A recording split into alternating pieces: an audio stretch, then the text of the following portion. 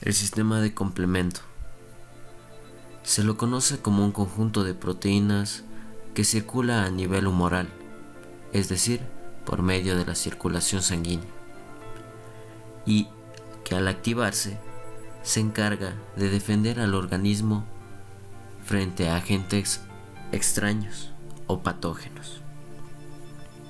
Para que ocurra esta activación, el organismo o el sistema inmune debe detectar a un agente como extraño, peligroso o patógeno, es decir, que provoque daño al organismo. Y este reconocimiento se logra de diferentes maneras, como son el reconocimiento de PAMS, el reconocimiento que está mediado por anticuerpos y el reconocimiento de falta de algo propio. Tenemos que saber que las proteínas que se forman en el sistema del complemento se denominan factores y estos se sintetizan a nivel hepático para ser secretados a la circulación sanguínea. Estos factores se componen de una letra C y un número del 1 a 9 para poder nombrarlos, como son C1, C2, C3, C4, C5, C6, C7, C8 y C9, aunque existen otros factores con otros nombres distintos. Varios de estos factores son proteínas endopeptidasas, proteínas o enzimas. Estas enzimas catalizan el corte de enlaces peptídicos de otras proteínas y estas enzimas son denominadas endopeptidasas. Cuando se encuentran inactivas las mismas, son llamadas zimógeno. Este no puede cortar las proteínas, ya que su sitio activo se encuentra bloqueado. El zimógeno se activa cuando es cortado o cambia de conformación de manera en que se expone su sitio activo. Debemos reconocer que algunos zimógenos se activan después de reconocer al agente extraño. Estos se llaman zimógenos iniciadores.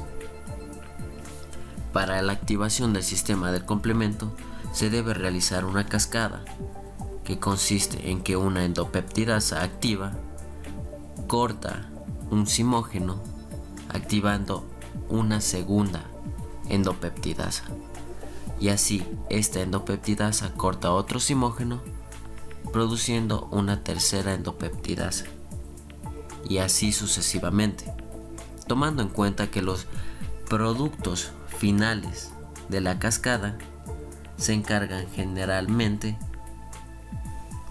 de realizar mecanismos efectores o regulación de la activación del sistema.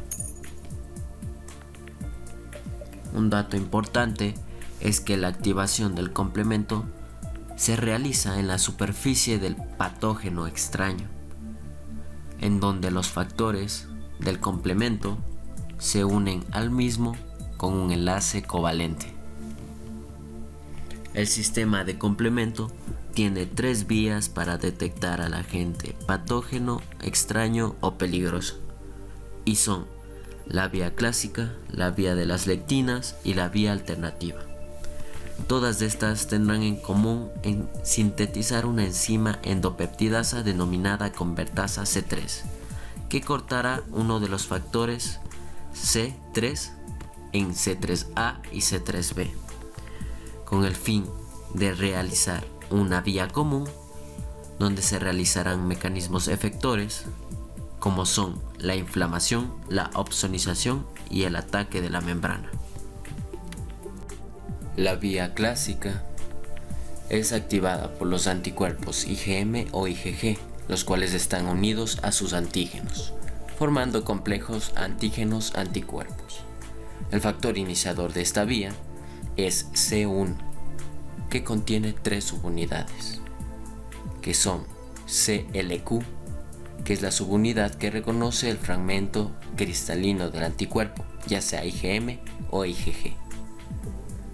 Y las otras subunidades son CLR y CLS, que son simógenos que se convierten en endopeptidasas durante el proceso.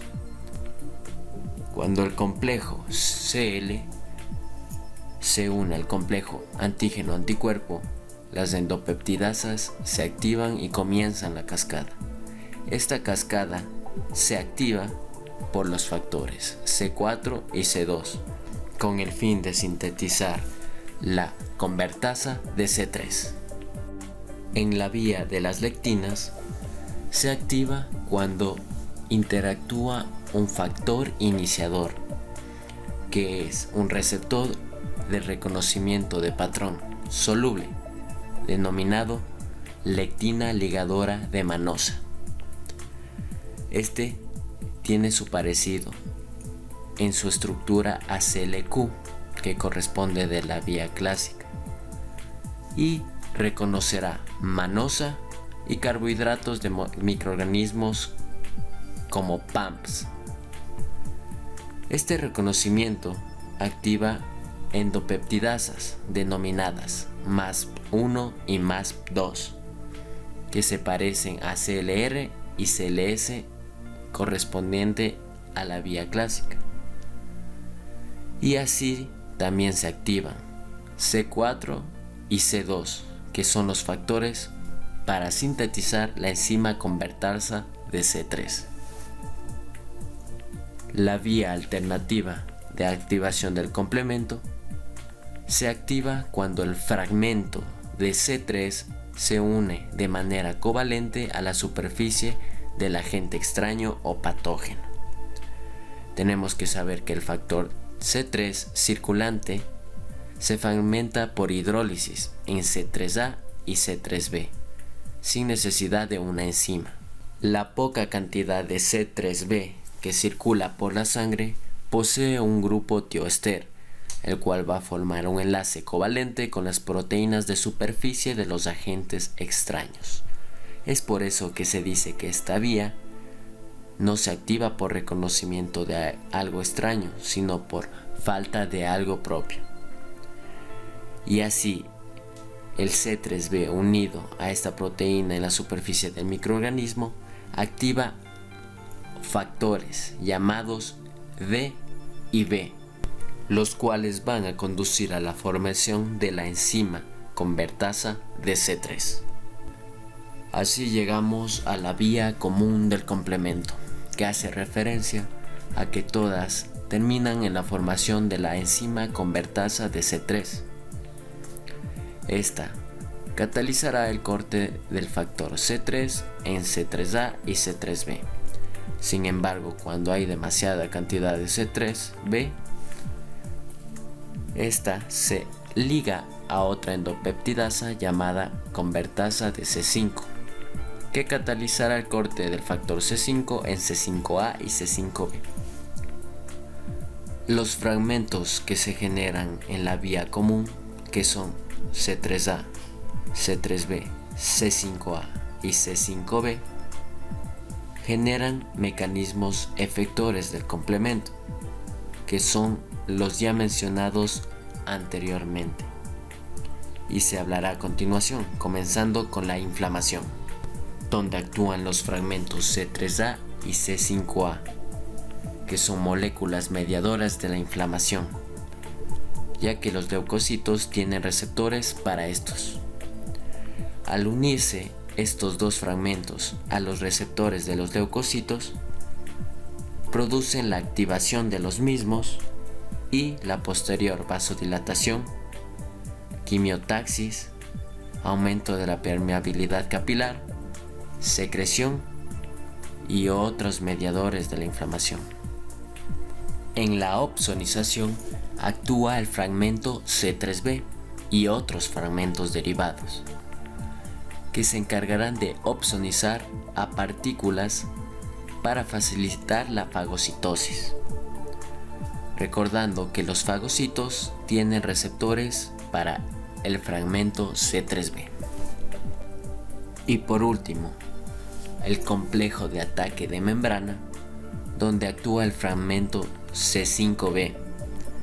Este se unirá a la superficie del microorganismo y reclutará los factores C6, C7, C8 y C9, que juntos formarán el complejo de ataque de membrana.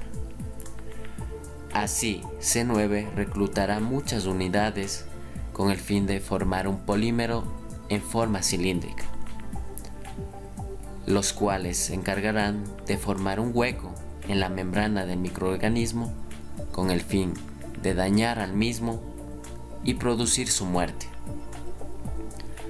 Debemos saber que un dato importante es que la deficiencia de estos componentes del complejo de ataque de membrana provoca susceptibilidad a tener mayor infección por bacterias del género Neisseria.